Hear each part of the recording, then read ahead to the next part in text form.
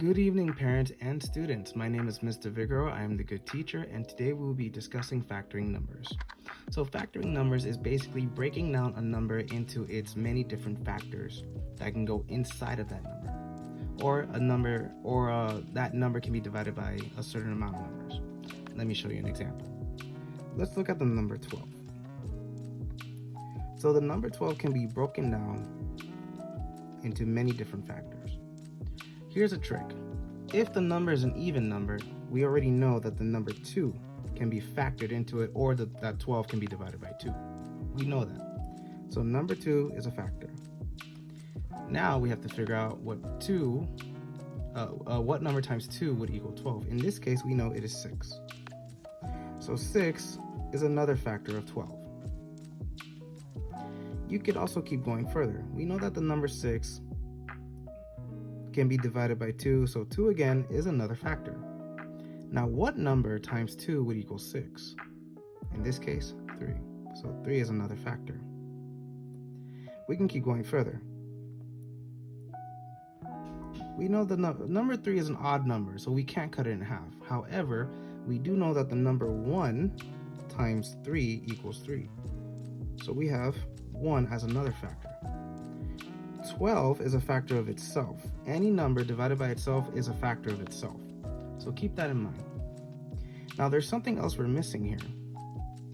In this case, the number 4. So 12 can also be divided by the number 4.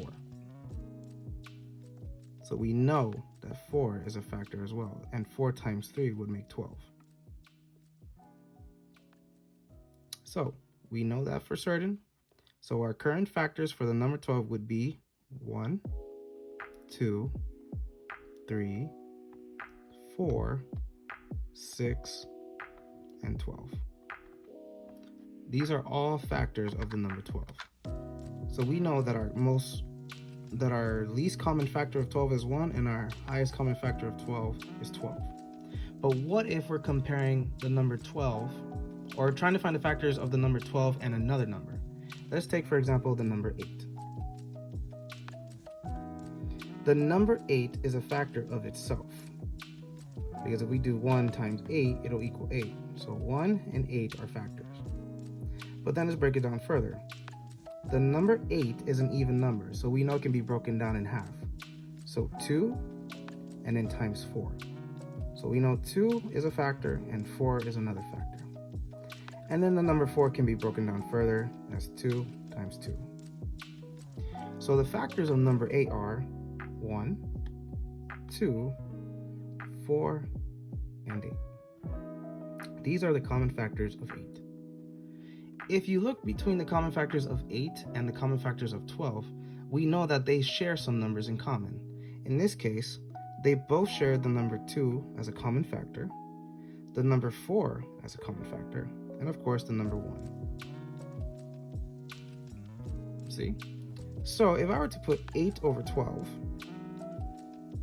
and I wanted to simplify this number, I have my chart right here. Generally, when you're simplifying numbers, you want to use the highest number that they have in common.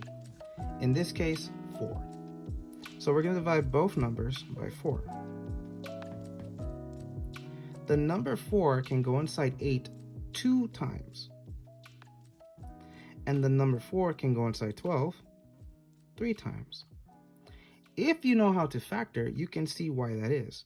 Let's look at number 12. Number 12 can be divided by 4, as it is here, 3 times. So that's how I know this is a 3. And then if you look at 8, 8 can be divided by 4 2 times. That's how I know this is a 2. So when you simplify, you need to know how to factor numbers, or at least know what the factors of the numbers are. And that is why I made this video for you. Anyways, I hope this video helps you understand factoring numbers just a little bit more, and I hope you can share it with your family and friends. So thank you and God bless. Bye.